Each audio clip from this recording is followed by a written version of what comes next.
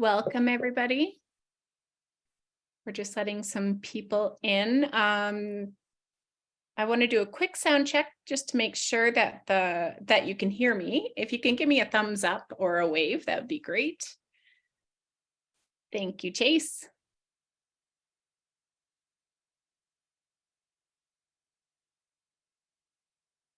Just going to let a few more people in, and then we'll get started very quickly.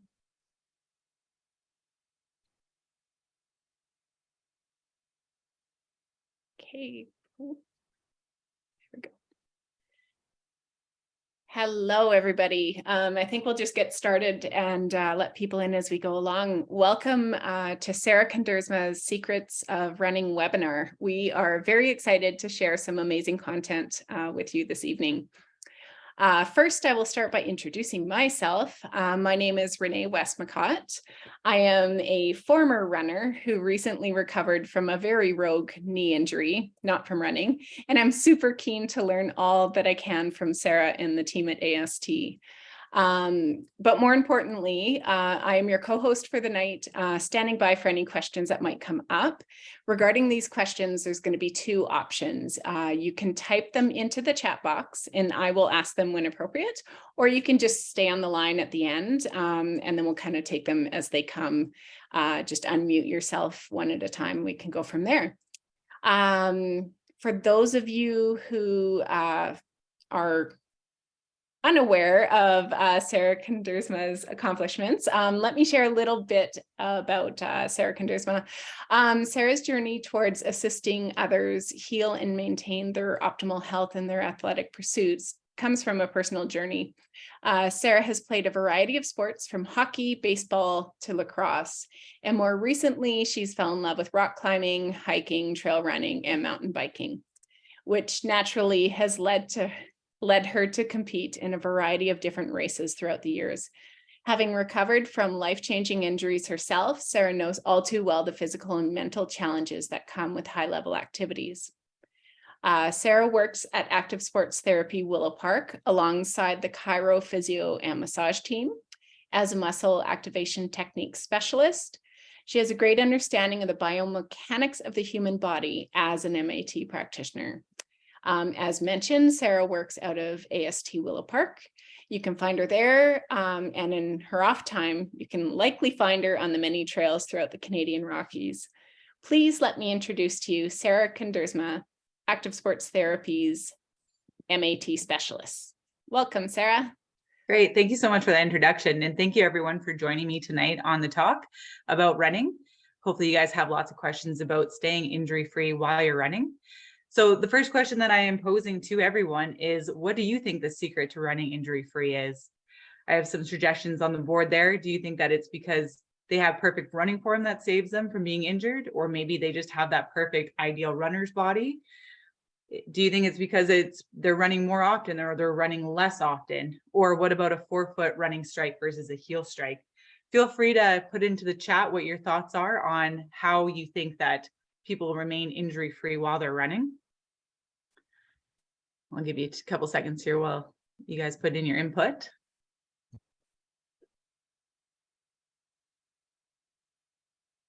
Good form, strength training, run more often, proper footwear. Yeah.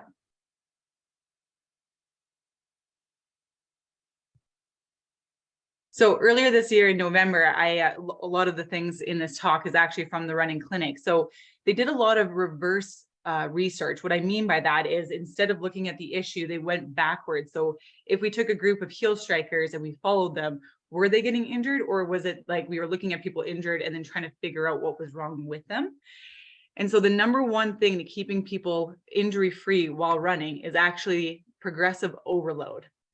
So what they mean by that is that we have a bunch of tendons and tissues and muscles in our bodies. And if we progress and put the load on our tissues appropriately at the right speed, then we're actually able to adapt our bodies to have that kind of stress, and it keeps us injury free.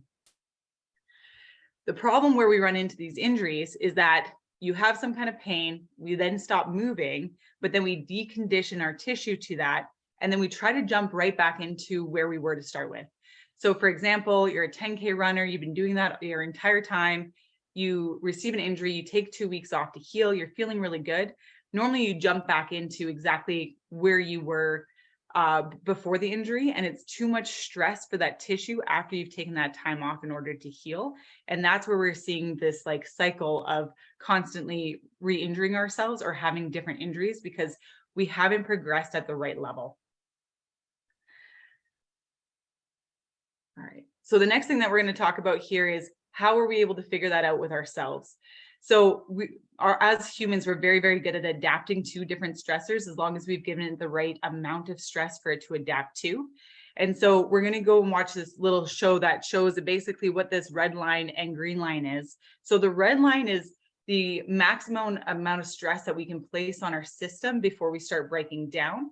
But we need enough stimulus to actually start progressing that red zone upwards. And that's where that green zone is. So if we're working below that, it's not enough stress to actually make us better. But if we're working above the red zone, then we're at a higher risk in order to have injury. So I'm going to play this quick little video here that's going to explain that, and then we'll get on to that. Welcome to the Running Clinic. We're here to explain the most important tool for the prevention and treatment of running injuries, mechanical stress quantification. The human body is made of many kinds of living tissue, including bones, muscles, tendons, and cartilage. During an activity like running, which involves a series of jumps and landings, these tissues are subjected to stress by various forces, such as tension, compression, and torsion. 3 different areas of life put stress on the body's tissues: professional life, everyday activities, and sports. Combined, these 3 areas lead to daily stress that varies over time. If you're active, the sports area will often have much more of an impact than the other 2, and you should pay close attention to its quantification. Moreover, every sport is different. For example, if we were to analyze the stress on your Achilles tendon, swimming would account for a level of stress that is practically non-existent. Cycling causes very little stress, whereas running causes much greater stress. And as your running speed increases, so does the level of stress. At the far end of the spectrum, we find explosive jumps and plyometrics, which are extremely stressful. Imagine a graph that illustrates the quantity of mechanical stress accumulated daily, over time, and a curve corresponding to the level of mechanical stress applied to your body. Here you stayed in bed all day. Here you didn't do any sports, but you still accumulated stress just by walking around the house and going to work. After an injury, a few days off can do you good. However, being in this rest zone on a regular basis can weaken your body, making you more prone to injury. In contrast, here, you did a lot of sports, so much so that you exceeded your maximum capacity. This risk zone makes your tissues temporarily less able to withstand mechanical stress and, if you persist, may lead to irritation and inflammation. Because your body is well designed, you know when you exceed your maximum capacity for adaptation. Pain during or after an activity is the first symptom that you're pushing past your limit. Morning stiffness and swelling are other telltale signs. Ideally, you should stress your body minimally to create adaptation without exceeding your maximum capacity. By being in this zone on a regular basis, your body will adapt and increase its ability to withstand stress. It will get stronger, and you will be able to run increasingly more mileage. Mechanical stress quantification applies to the prevention and treatment of injuries that are fairly recent.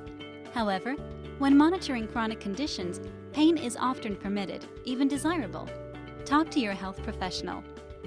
Another thing to consider is that your maximum capacity for adaptation, the red line, is not static. Several variables can affect its position.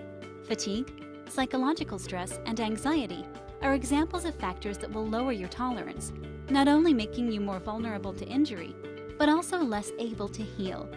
In contrast, if you are active, happy, and rested, your body will be better able to adapt. That's mechanical stress quantification. The moral of the story? The body adapts as long as the applied stress is not greater than its capacity to adapt. Daily quantification of the mechanical stress placed on your body is the best way to prevent injury.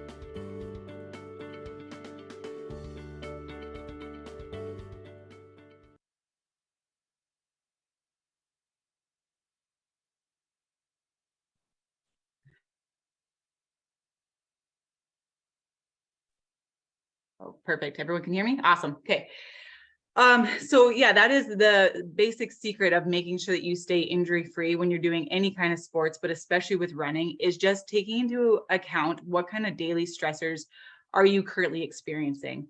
So if you're getting poor sleep and then you're trying to run off the anxiety by running, you're going to be setting yourself up to be at risk of creating injury. So it's important to take all those factors into consideration when you're doing that.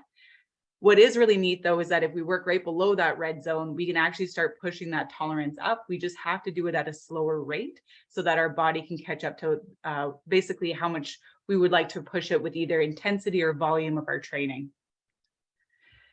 So here we have that the human body is made up of a bunch of different kinds of adaptable tissues. So we have our bones, our joints, our muscles, our tendons. And during activity like running, we're putting a lot of forces into that. So we have some tension, compression, shearing, and torsion. So we have to understand when we're taking those steps, all of the pressure that's putting into our bodies. So if our bodies are already stressed from our daily life, this is just going to add to that, which could create a lot of issues with injuries being by using overuse. So just understanding kind of what's on your plate with that.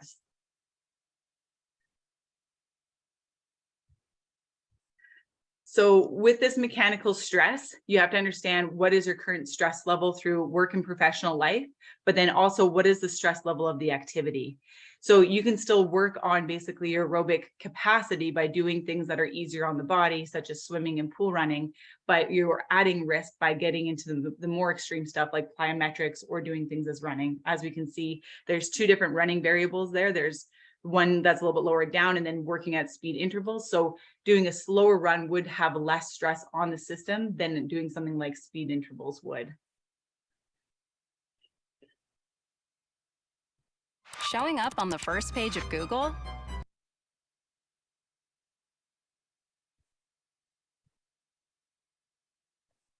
The other thing to take into factor as well is doing where that red zone is. So let's just say your max pull-ups are 10 pull-ups, right? We want to be working just underneath that. So I'm going to throw this question out into the group here. If there was a training plan where you had to do pull-ups twice a week, where you're doing 3 times 8 reps, which is your maximum amount, or if you're doing training plan B, where you're doing pull-ups for 3 times a week between just 6 reps, which one do you think the body would adapt to quicker? Training plan A or B? Go ahead and put that into the chat. Sarah, can I ask you a quick question? Yep. I'm seeing the YouTube link still. Do you have a slide for this that was to be up, or are you still wanting? It should show 2 people doing chin-ups. Okay, we don't have that slide quite yet. Okay. I think that visual will be helpful. Give me 2 seconds here. Sure, thanks. Is that showing the PowerPoint now? Yes, and what we're seeing is what is the secret to running injury-free? Okay. See 2 guys doing chin-ups? Not yet. I wonder if, bear with us as we sort this out. Yeah, it's stuck on that. What is the secret to injury-free? So if we can click over to the next slide, is that possible? It's just odd because it's, is that working? Yeah. Okay. We are now on track. Oh, sorry guys. Yeah, that's great. So yeah, you'll see 2 people doing chin-ups on the slide. So the question that I'm asking here is, between training plan A and training plan B, which one do you think would set up that person to have the best adaptation changes so that they can actually build up more strength? So in training plan A, they do pull-ups twice a week, doing 3 sets of 8 reps, or training plan B, where they're doing it 3 times a week, only doing 3 times 6 reps. So in the chat, just put A or B on what you think the answer is. Looks like a few people answered. Perfect. Awesome. So, oh, sorry.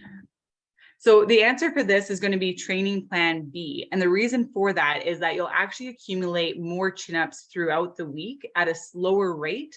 What I mean by that is because we're only doing 6, we're below that red threshold level. And so it allows our body to actually take that stimulus and actually adapt and heal through it to make those adaptation changes in order for us to get better. And so we actually want to apply that to our running. So running is interesting because we have a goal. So we want to do a 5K, we want to do a 5K in a certain amount of time. And for whatever reason, it's in our mindset that we want to run as fast as we can for those 5K, instead of doing it at a 60 to 70% of our running ability and allow that adaptation. So I'm going to switch that back into weight training. So if you're doing a deadlift or a squat, you have your 1 rep max. So what you can do at the maximum weight, and then you're done. You can only do 1 rep. We don't do that every time we go to the gym. What we do is we actually come back down to that 60 or 70% and work multiple reps throughout the week in order to bump up our ability to be able to max out. And that will allow our overall strength at the end to be a lot higher. And we want to replicate that in running as well. And so lots of you may have heard about the 80-20 rule, or just run slow to run fast. And that's where this principle is coming from. So when you back down and go down into the lower rates, it allows you to build more of an aerobic base to then start building that strength up. So the next question is where are you starting at? That's another really important part too. So do you currently have injuries? Are you coming off of a long hiatus of running? So we also have to go back to where is your starting point from? So on YouTube, which we will send out a link for you to actually review this on your own, you can do a return to run screen. So I'm going to throw that up onto the screen here. Let me know if it switches over to YouTube. Did that switch over? Yes. Awesome. Good. All right. So here's the return to run screen. Don't worry, you don't have to write this down. It will be sent to you later. You should be able to do all 10 of these exercises completely pain-free. On the single leg stuff, like this one here that I'm doing with the single leg balance, you should be able to do that pretty symmetrically on either side. And then if you've recently had a kid, making sure that there's no leakage with that as well. So you should be able to do all 10 exercises without any of that. And that's going to allow you to have either a green, a yellow, or a red light. So with the green light,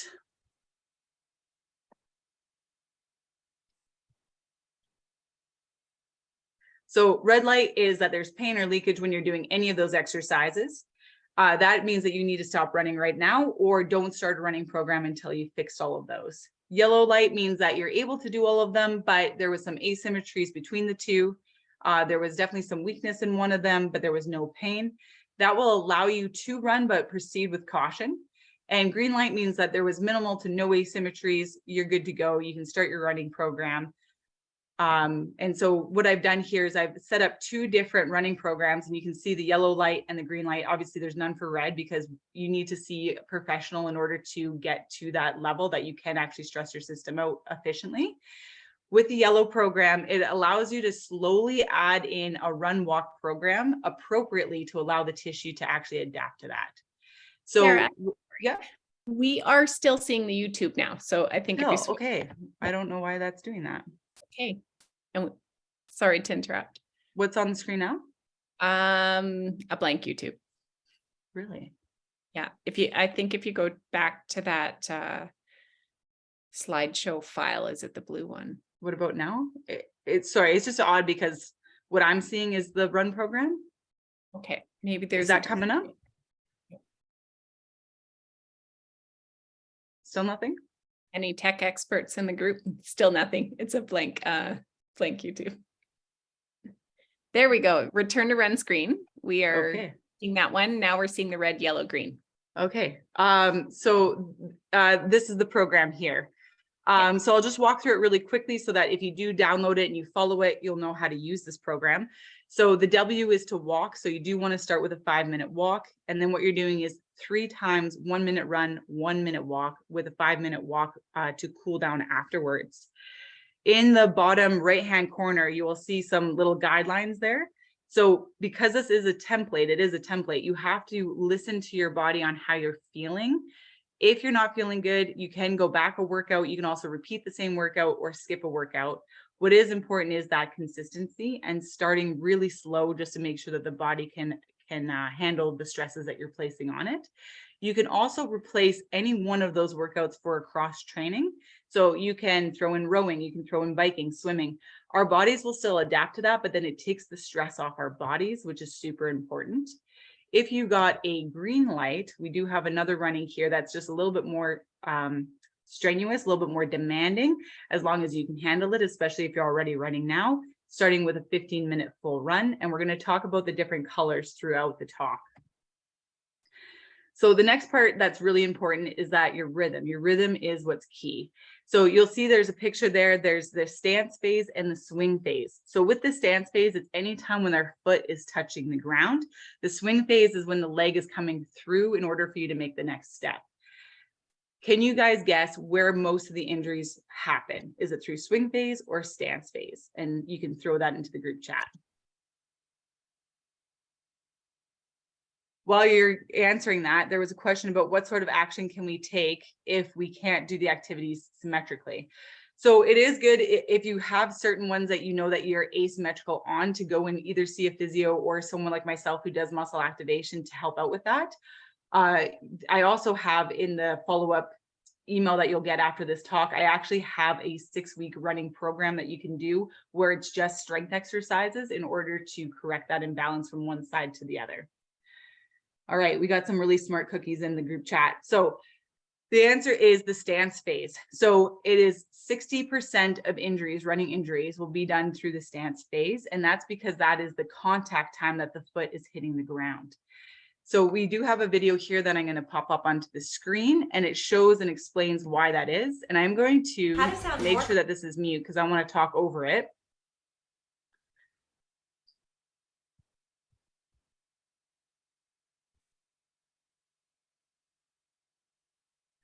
So I like this visualization where they have the octagon and a square.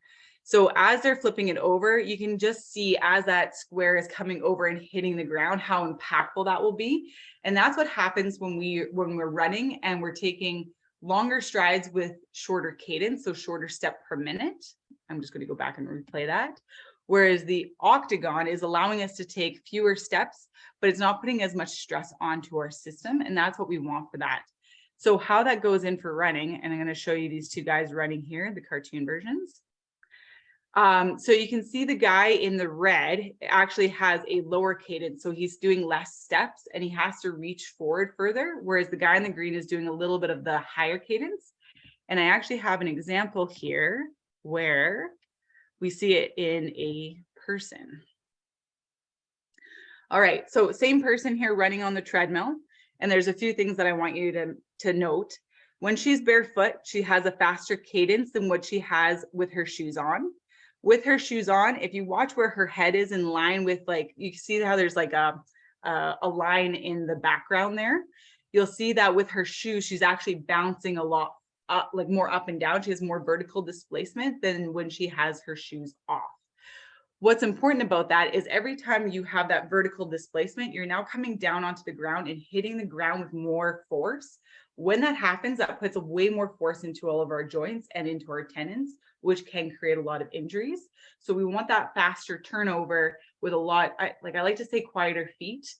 You're still pushing against the ground, but because it's a lot faster, it doesn't have the same amount of force through our joints. And so the first thing that we can try to change and correct in our running form is trying to have a little bit of a faster cadence. Now, something that we've also heard in the running world is that everyone should be hitting 180. 180 is a number that was put out with some of the best runners out there.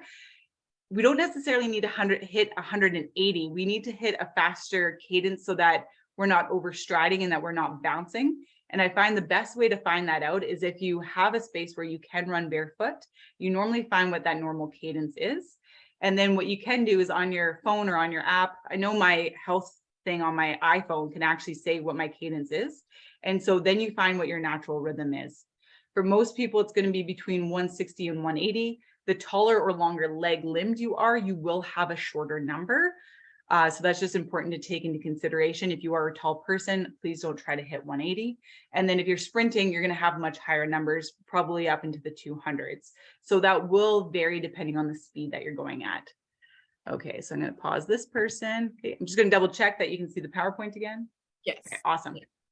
Okay, so yeah, rhythm is key. We got to make sure that we have less ground reaction force, which means that if we're doing quicker, smaller steps, we're not putting as much force into our bodies.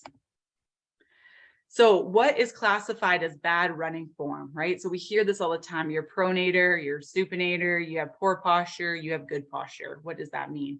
So I found this video extremely fascinating because it takes the best of the best runners in the world, and you'll watch, when you watch them run, some of them are painful to watch. So I'm going to put this up onto the screen here while we're waiting for that to load. It is really interesting to watch. There's one female runner there on just how bow-legged she is. So just pay attention to her when she comes up onto the screen.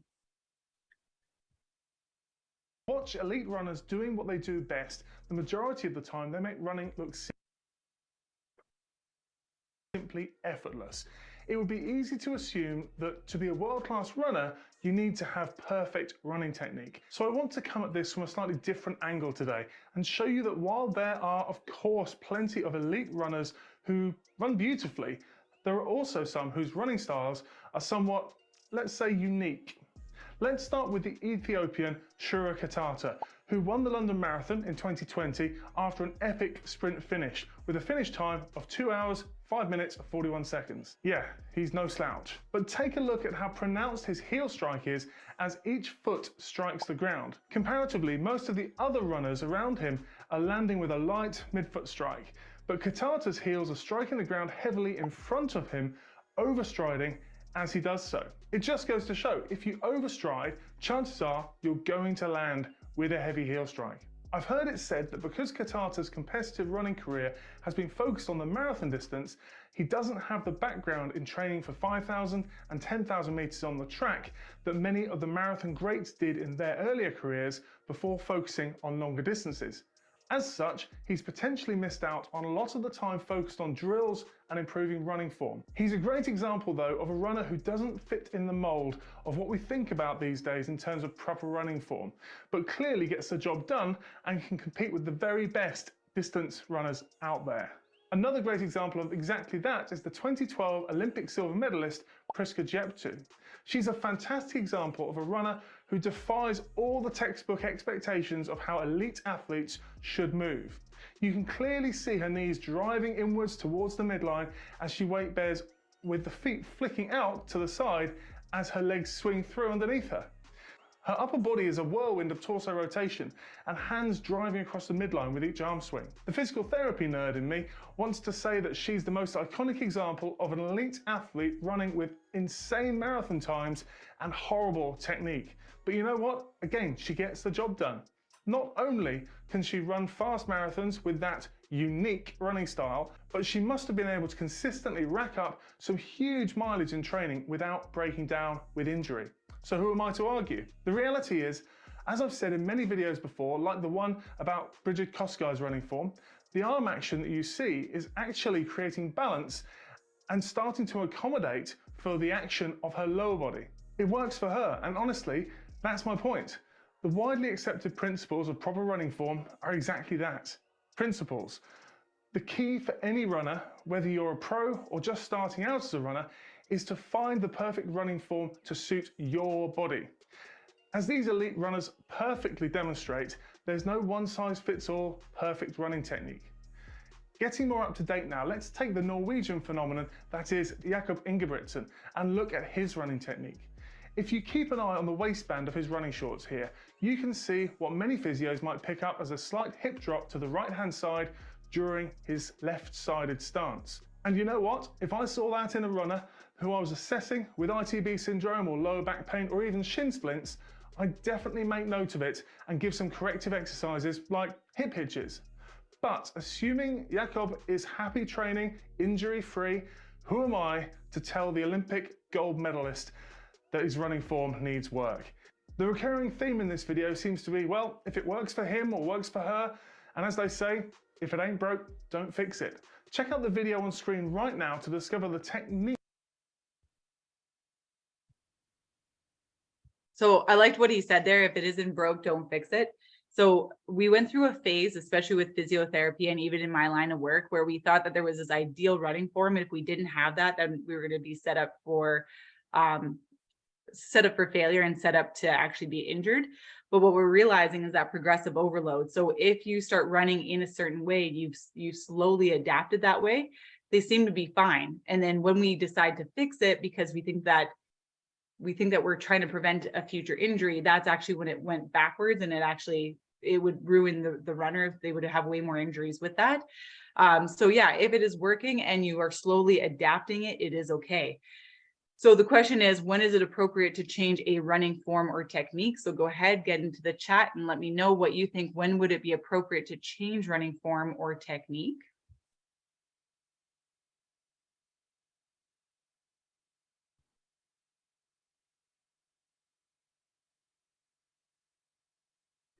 Yeah, when you're in pain, when we're broken, absolutely. Those are all correct answers. Constantly injured. Yeah, absolutely. So there are 3 reasons why or when you can change running form. If someone is in pain, if you are a beginner, or if you're a runner who's recently altered their run due to injury. So I'm going to throw myself up onto the screen here. Let's see here.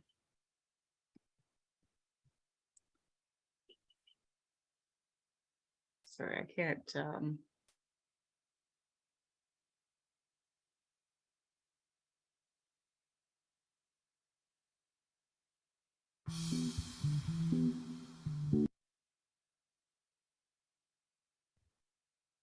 So here I am running here, and I want you to notice from right to left foot. So just go ahead and take a look before I put any input. There is a difference between my right and left leg. So I want to see if anyone can catch on that. I'm going to put that back into slow-mo because that was really fast. So just watch from right to left, especially from the back view, and see if you guys can catch up on anything from my right to left side. Play that one more time. Right hip drop, yep. Left foot turns in, yep. Left foot crosses over. Yeah, awesome. You guys are catching most of them. So back in April, I actually ended up breaking my big toe and the second toe on the left foot. And what's interesting is I've completely healed from that. The bone is fine. I'm avoiding putting any pressure on those 2 toes. So what's happening is as that foot is swinging through, I'll try to pause it correctly. I completely avoid putting any pressure on my big toe. I'm putting all the pressure on the outside. That's not my normal running style. That's not what I've built over time. And what's happening with this is now it's transferring up into my knee. So I don't have any foot pain, but I'm starting to get knee pain with this. And that's because I've altered my mechanics due to an injury that wasn't running related. But that's important to note that that's not something that I've adapted to, because that will really change the way that I would do a treatment plan or try to change the running form. And this one here would be actually more building up strength onto that big toe. And if we go back here, we've got calf raises, and we'll actually see it in my calf raises as well, because my left leg is what's down right now on the bigger screen, and I can't get up. And what's interesting is I'm actually crossing over. Somebody said that my foot crosses over when I run. I'm doing it in the strength exercise as well. So what's cool about that return to run screen is that you can catch that before you even decide to run. But it was just interesting that it transferred into the 2. Okay. So yeah, great answers, guys. When is it appropriate to change it? If there's pain, if you're a beginner, we have some room to work with that as well. And then also too, if your running form was recently altered. So this is a very popular trend right now on how to run slow so that you can race fast. And so I think it's really important to understand the mechanics of that, because if you always do slow runs, you will not become a faster runner. It's doing it appropriately. So I thought this was kind of funny. I saw this on the internet. So it says it's okay to, or so someone decided to run naked, but they meant not without GPS and music, not necessarily without clothes, which I thought was kind of funny. And this is actually so important. When we are going for runs, we always do things in distance, because most of our races are distance. They're 3K, 5K, 21K, all that kind of stuff. When you're starting to do this slow running, it's actually important just to go off your watch. Or sorry, don't go off your watch, just go off time. So if you're going to go for a 10-minute walk, and so that walk run program is run 1, walk 1. The reason for that is every day when you decide to go for a run, you're at a different starting point. So maybe you slept well, you ate well, you're feeling energetic. A 5 out of 10 of your perceived effort rate is going to feel very different if you were overstressed, didn't sleep, had a big workout, all that kind of stuff. Then the 5 to 10 that day is going to be a lot slower pace time. And I find sometimes that we overstress our system because we feel like we should be hitting a certain pace number instead of just listening to our body and running accordingly to that. So start with time-based stuff. So if you're going to start running, like that run program shows, 1 minute on, 1 minute off, not 1 kilometer and then you're taking some rest. It's all off time. This way you can focus on you. So how do you feel? How do you feel in that moment? If you need to slow it down, that's fine. If you were doing slow running, you should be able to talk in full paragraphs. I had a really hard time with this. So I actually had to run with a tennis ball. So I would run and try to hit the tennis ball down on the ground and give me something to think about to actually slow my running down to a point where this was actually being effective. So can you talk in full paragraphs, making sure that you're feeling good, slow it down on the easy day. And then this is what builds that aerobic base. So you cannot rush or cheat this. If you feel like you have a ton of energy and then you decide to run too fast, you're not going to build that aerobic engine that you need. You need to run slow for that. And you need between 12 to 16 weeks to truly build that, where you're just doing those slow runs. I did find what also helped too is if I did a couple strides, a couple little sprints, and then did my 30, 40 minute, wherever you're at with that, with the slower runs, that seemed to really help to kind of slow down my pace with that. So some benefits and positive adaptations of running slow, you'll notice that you're way more energized. So I noticed when I was in university, when we kept on running at really high paces, I was just exhausted all the time. I wasn't recovering. And so by slowing it down, you'll actually feel like you have way more energy with that. Your energy levels will be more mellow throughout the day. You're not crashing. You'll also notice you won't be as sore. So I really like that chin up analogy that I gave earlier. If 8 reps is your max, but you're bringing it down to 6 and allowing your body to recover for the next workout, you're going to be able to progress way more quickly. You'll also really enjoy your runs because you are going slow. You can actually take in the scenery and just have a fun time with that. You'll also notice that your sleep quality will improve too, because running at that slower pace isn't going to tax that nervous system as much. I find sometimes when you tax that nervous system, you're just not sleeping as well. And because you're less sore and you're going at a slower pace, you'll find that you'll actually look forward to the runs because you're just not as sore as much. So much more enjoyable. And you'll notice that your pace at your low heart rate will actually slowly start getting faster. So that's building that engine so that your overall pace times will become a lot more will become faster. It definitely helps with being more consistent because you're just not as sore and you are looking forward to those workouts. And of course, you can recover between them faster. So we're going to go back to that sample run schedule that I was giving before. So everything in purple is that aerobic base. So anything in purple is when you're going really slow, you should be able to make those full conversations, grab a friend, catch up, right? Anything to really slow that pace down. So adding in speed, what I had mentioned before is that if you only did slow runs, I don't expect your pace times to get fast. We do need that neurological adaptation where we are adding in speed, but we got to add it in appropriately. So just because you can do a 30-minute slow run does not mean that you can do 30 minutes of high intensity. You have to back that back down. And what is an appropriate pace? Understanding what that actually does to our bodies. So the biggest thing, and you'll probably hear this thrown around in the running world, is threshold. So what is threshold pace? What is below or sub threshold?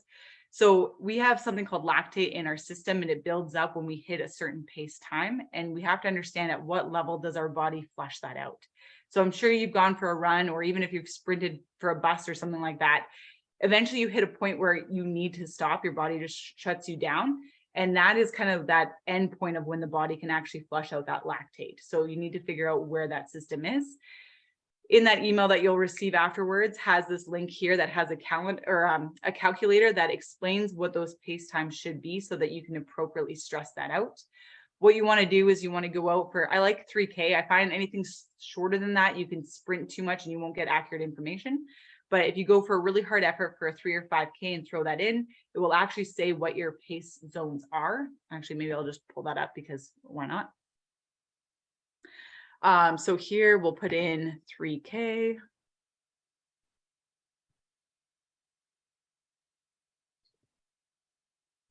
So if you manage to do your 3K in 12 minutes, if you scroll down, it will give you all your pace times. So if I'm going to do a workout that requires 800-meter sprinting in there and I want to stay within my sub-threshold level, I have to hit those 800 meters in 3 minutes and 13 seconds. And so this is a really nice way to kind of find out what those numbers are before you go out for your speed workouts.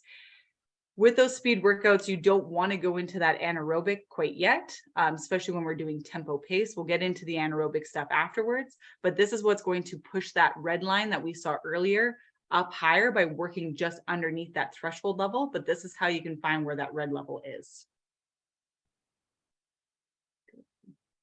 So as far as tempo and speed work goes, if you have a certain event or a race that you want to do, you want to start putting in tempo training between 12 to 16 weeks before the event. And then with speed work, you only want to do it about 6 or 8 weeks before. Unless, of course, you're sprinting for 100 meters or 200 meters, anything less than 800 meters. That's not what we're talking about. We're talking about more long distance running. So in the sample run, we're going to go back to that same page. Everything in blue is the tempo. Everything in green is going to be the speed.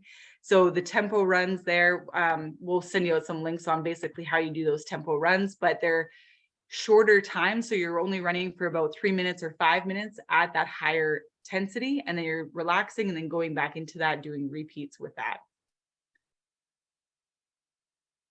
Running surface is another thing that you have to take into consideration. So as I had mentioned before, our body will adapt over time. We have to understand that when we change what we're running on is very important as well. I'm going to throw the question back into the group chat. What do you think will help minimize overuse injuries? Flat surface running, so such as road, track, or treadmill, or cross country and trail running?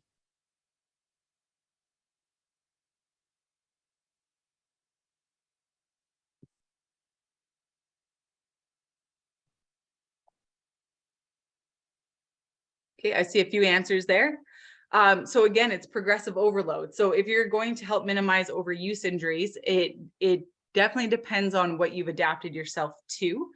With flat surfaces, what's nice about it is it's very mechanical. And so it allows you to really think about your foot placement, especially if you're retraining your run program.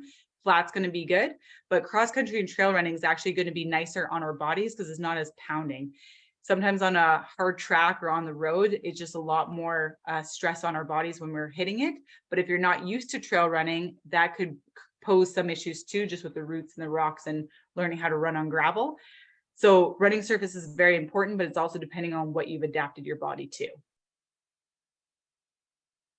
to. Stretching, should runners stretch? This is always the biggest debate. So at some point in time, especially in my university days, they threw out stretching completely because they said we need tightness in our tissue in order for us to rebound and propel ourselves forward. So it was very taboo to stretch when we were in university. So stretching, yes and no. So we have two different kinds of stretching. We have dynamic stretching where you see the leg swings or like zombie walks where you're kicking the legs up. And then we have static stretching where you're actually holding something longer than 30 seconds. So if you're about to go for a run, you want to do more dynamic stretching. It's actually really good for not even getting your mind just ready for the exercise, but neurologically it gets your body prepared for it. The reason why you don't want to do static stretching beforehand is that if you hold a stretch for longer than 30 seconds, you inhibit something called a Golgi tendon, which is something inside all of our muscle tissue. If you inhibit that, you no longer have the ability to understand where those end ranges are, and you're going to set yourself up for injury. So that's why you want to do dynamic stretching before the run, static stretching after the run. With that being said, if you're going to stretch after the run, you actually want to go anywhere from 30 seconds to 2 minutes with that stretch so you can actually get the full benefit of that. So again, in that email that's going to be sent out, I have selected some of my favorite stretching routines for runners on YouTube. So if you guys want to know where to go to get started with that, you can click on that. And it's also important too for cool down as well to just allow the body to prepare for the next workout. So warm up, a well-kept secret for sure. Not only does it kind of get you mentally in the game, but also helps you with your coordination, your mobility, your flexibility, and your conditioning. It also, if you are going to start correcting running form as well, it allows for that body awareness to understand where that foot strike needs to be. How can you get more power off the ground to propel yourself forward? What I like about it too is it gets me in the mindset of whatever that workout is going to be, whether it's going to be a slower run or more fast pace. It just allows me to feel like, okay, maybe my hip is kind of feeling funky, so maybe I'm not going to go for a full sprint workout because I just don't feel like my body is ready for that. So it just allows you to be a little bit more in tuned. Same thing in that write-up, you'll get some warm-up and also some running drills that you can incorporate. With running drills, I don't tend to do them on my long, slow runs. I only do them if I'm doing tempo or my speed work, but warm up, I warm up with everything. Run workouts. So strength training improves run form. This is something I really wish I did learn in university, because I think it would have saved me a lot of injuries that I did have. Usually when we run, we don't incorporate weights. The weights will actually make you a lot stronger with that. It just helps with resiliency, and it allows you to have just more power in your running. I do have, like I mentioned before, a 6-week running specific program that you can do from home, and that will be in the follow-up email. So you guys can follow the 6 weeks worth of workouts, and then you can just repeat them over again. But I find when I am strength training, I am way less injured, and I've become a much faster runner with doing this. The one part of our bodies that we often forget about is our foot. So it's not necessarily that the foot is the most important part, but it's definitely the most undertrained part, because we don't have foot day, right? We have leg day, we have upper body day. We don't think about foot day. So our feet are so important. That's the first contact on the ground. It also allows us to propel ourselves forward. And yet, when's the last time you've ever done a foot exercise? Unless you've seen physio, you probably have never done a foot exercise before. So some easy ways to get started with that is just even walking barefoot. That will create strength into the foot. I've also incorporated some actual feet exercises that you can do at home. But yes, very, very important that we work our feet. So running volume and injuries. So out of these 3 people, who is more likely to be injured? All runners are running about 25 kilometers a week. They are at the same speed and similar fitness. So go ahead and type in your answers.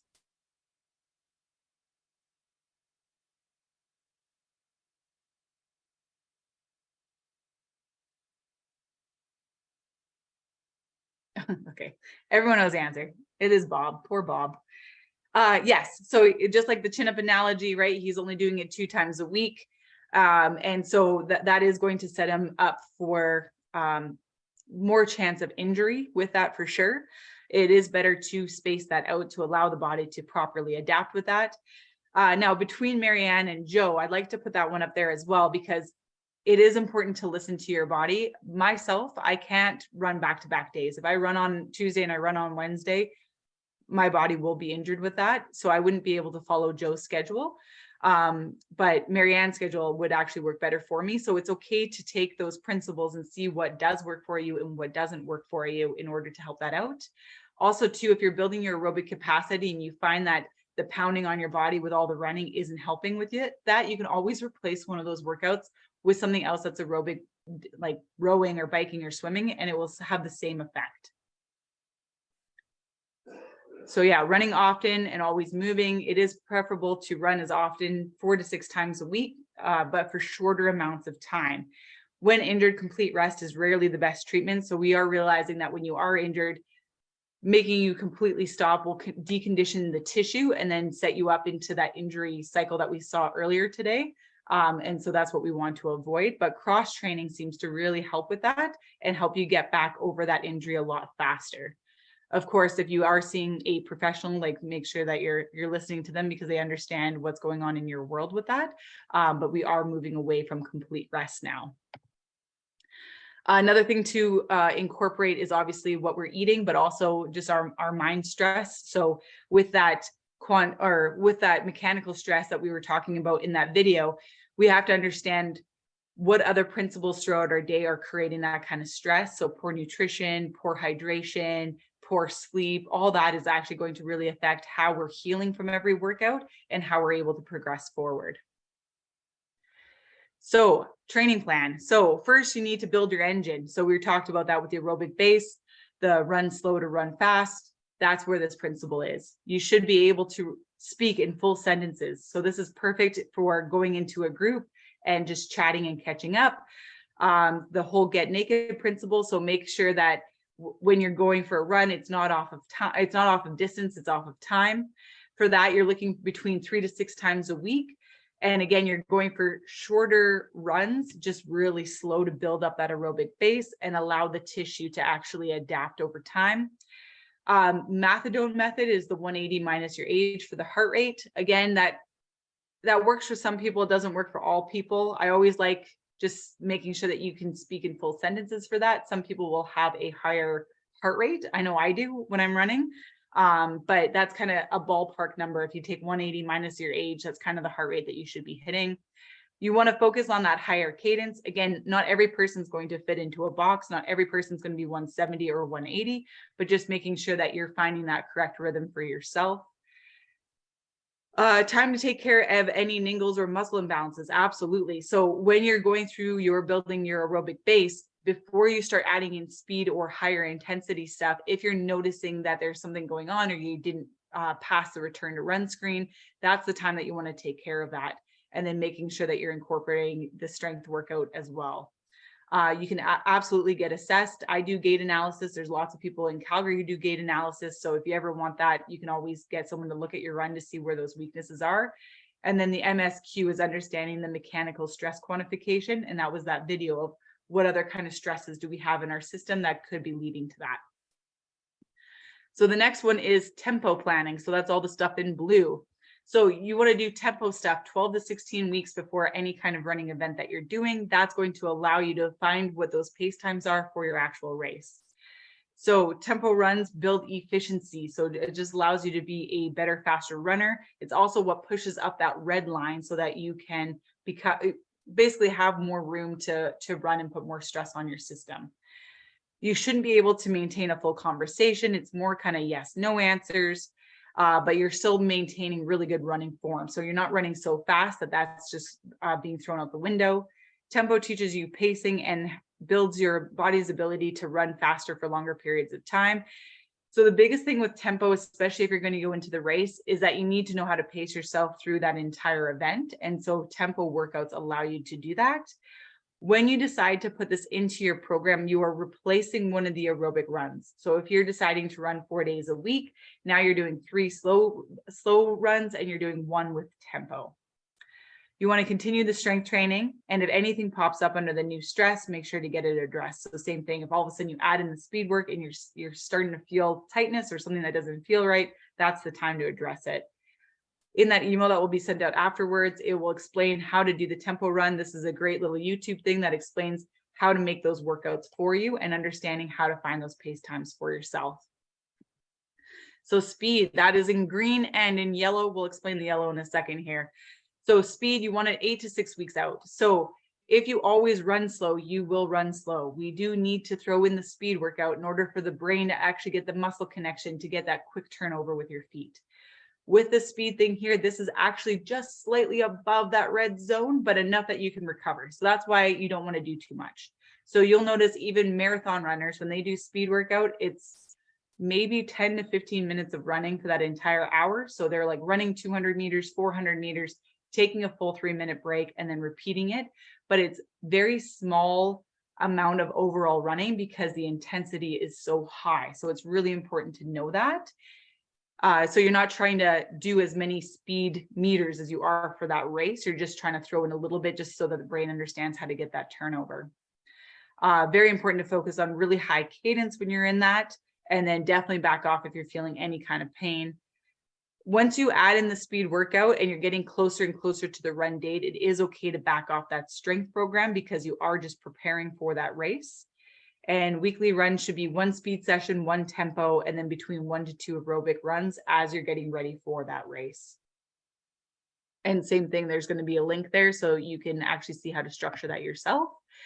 So that's that sample run schedule. We've explained all 3 different colors there and what those workouts look like. You're absolutely free to screenshot that or print it off and use it as a little bit of a guide. Again, it is a guide, so feel free to change that out. You can always change a workout for another aerobic exercise, like 15 minutes of biking or 15 minutes of rowing. You can definitely swap that out. So the yellow is part of the speed work as well, but it is something that I wanted to highlight. So in May, we are going to be doing a run clinic through AST. The run clinic will be 7 weeks long, and it is preparing you for the Millerville Cinnamon Bun Run, which is 8 miles. On Tuesdays, I will be doing the interval and speed work. I'll also have eyes on you too to help out if I'm seeing anything that we can correct. With it being only 7 weeks to the race date, it's not like we're going to want to change your running form because it's too close to the race. That will actually set you up for injury.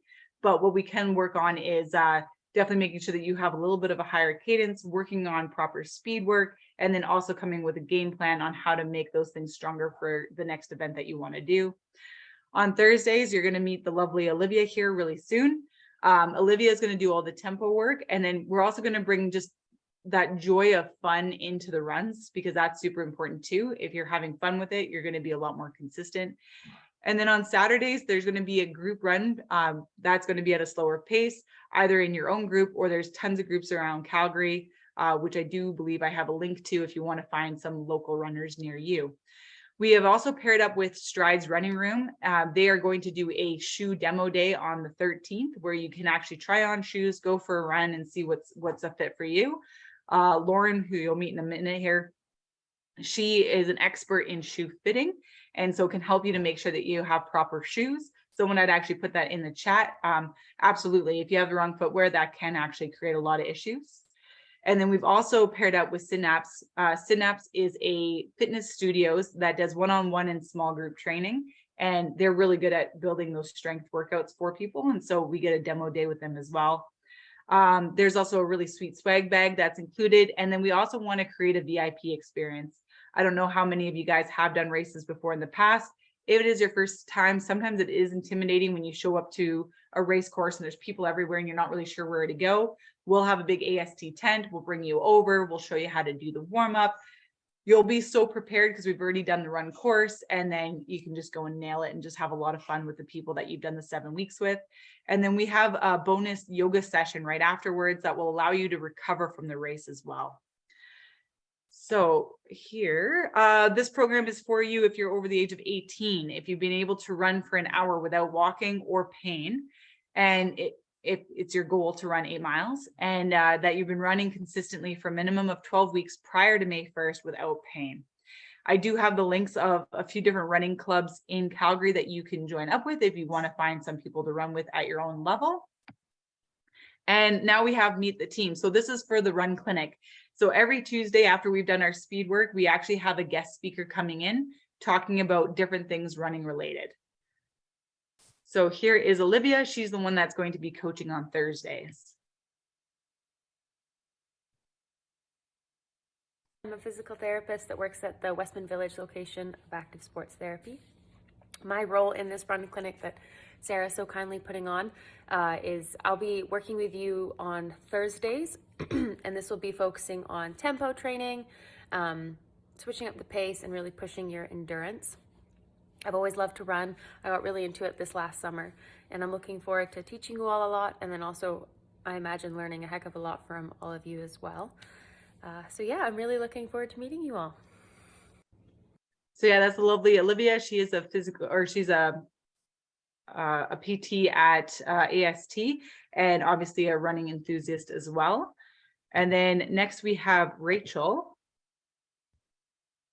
Hi everyone, my name is Rachel. I'm an orthopedic physio at Active Sports Therapy. I'm excited to share with you guys my talk in the spring. What we'll be focusing on is common injuries in runners, some prevention techniques for that, and then finally, when is it important to kind of seek treatment? See you all then. Hi everyone, my name is Rachel. I'm an orthopedic physiotherapist at Active Sports Therapy. And next up we have Ellen. I'm very excited about Ellen's talk. So she is a pelvic floor specialist as well as a physiotherapist as well. And something that's very common in female runners actually is having an overactive pelvic floor. And then also too, if you've had kids, how do you return to run safely with that? And she's going to cover that. It's also important for guys as well. Hi there, I'm Ellen Wedemeyer. I'm a pelvic floor physio at Active Sports Therapy. I'm really excited to talk to everyone in May about the pelvic floor and how it is impacted and how it impacts runners.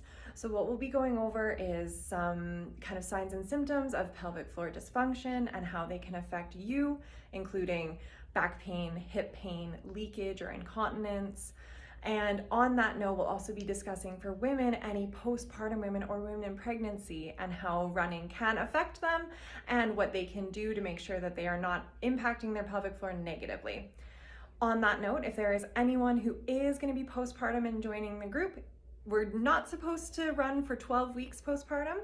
And then after that, you want to clear, basically a return to run clearance. So if you are, make sure that you go and do see a pelvic floor physio, get cleared, and then you're able to go through the whole program.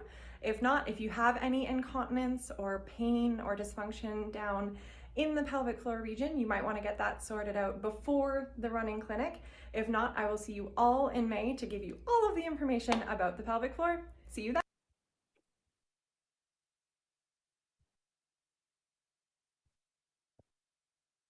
And then we have Vicky, which is our traditional Chinese medicine.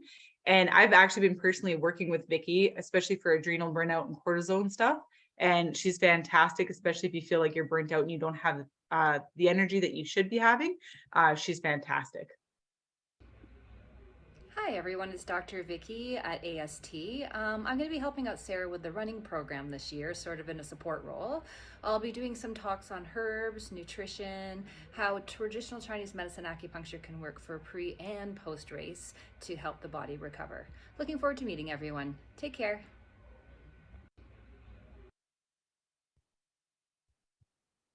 And then we have myself, who's going to be doing Tuesdays. We have Chad from Synapse, who's going to be doing a free demo on one of the nights. And then we have the lovely Lauren from Strides, who is going to help you find the perfect shoe for running. Now I'll open up the floor to any kind of questions that people may have.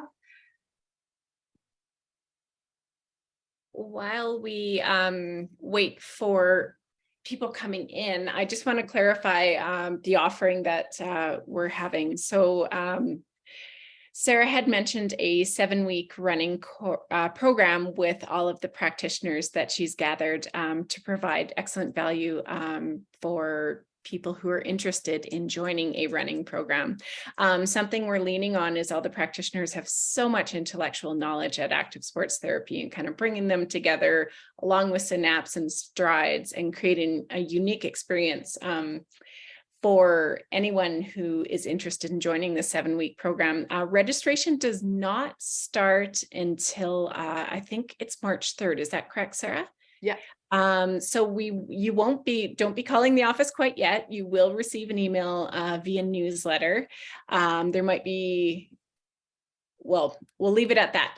There will be an email coming your way with registration details, but it does not open till closer to March.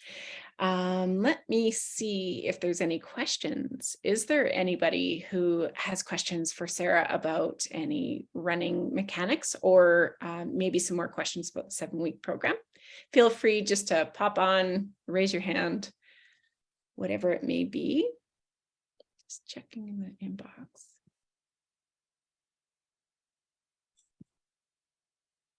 I'm not seeing any questions. I am thrilled to have learned so many new things regarding running. It's really hard to unpack at times all this expert advice. So thank you for clarifying kind of the most up-to-date information that's out there for us, Sarah.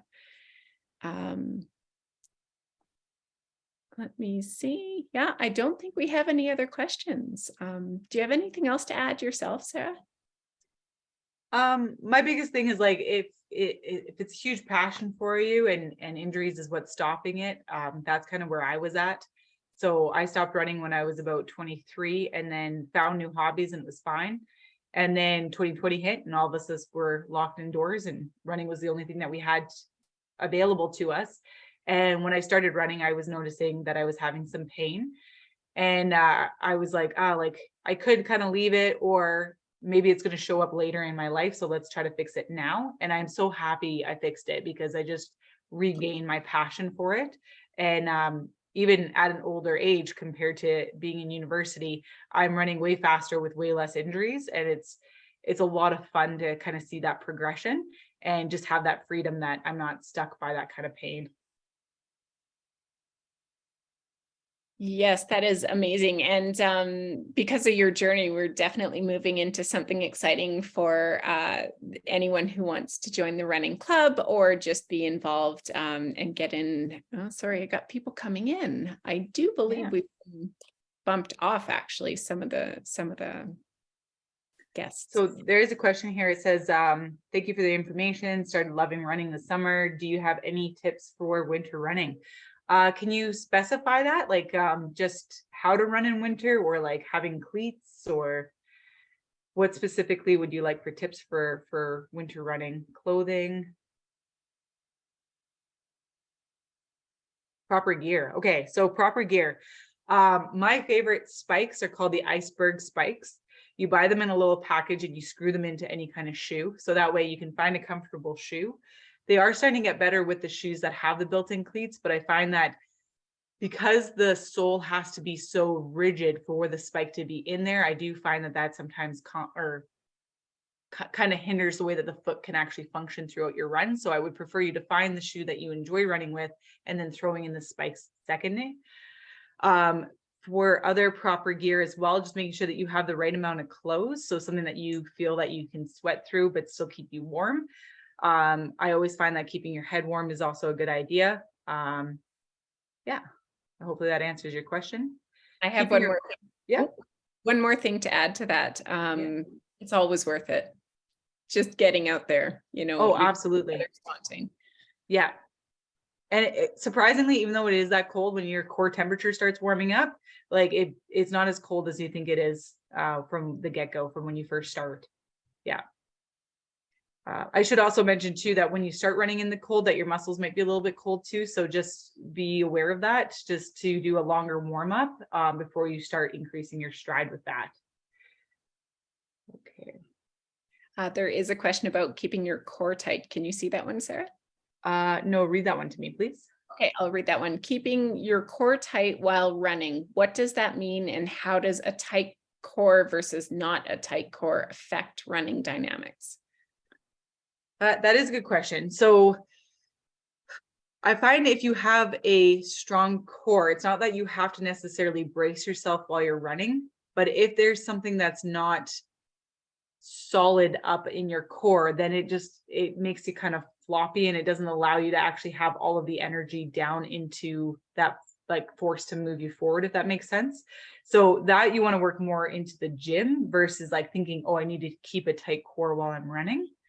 But some things that you may see is that hip drop. If you do have a weaker core, you could see that sometimes we see a swayed back with that. The best example that I have is if you were to punch something and you're grounded on the floor, you're going to have way more power than if you try to punch someone and your feet are on ice. And it's the same thing if the core is weak, it's not going to have as much power that goes to the ground for you to make that step forward. Can you do weight training the same day as running days? Yes, absolutely. So whatever you do first is going to be more of the emphasis. So if your focus is on running, I would say go for the run first and then weight train afterwards. If it is separated, so you're not doing it in one session, it doesn't really matter. Just depends on what you like to do. So if you like to run in the morning and then do weights at night, perfect. If you like to do weights in the morning, run at night, as long as there's more than a 3-hour gap between the two, one's not going to affect the other. With that being said, if you do something where you're like, my hamstrings are toast, maybe the next day when you're having that DOMS effect, maybe doing your speed work right afterwards is maybe not the best idea. So kind of playing on how your body feels with that.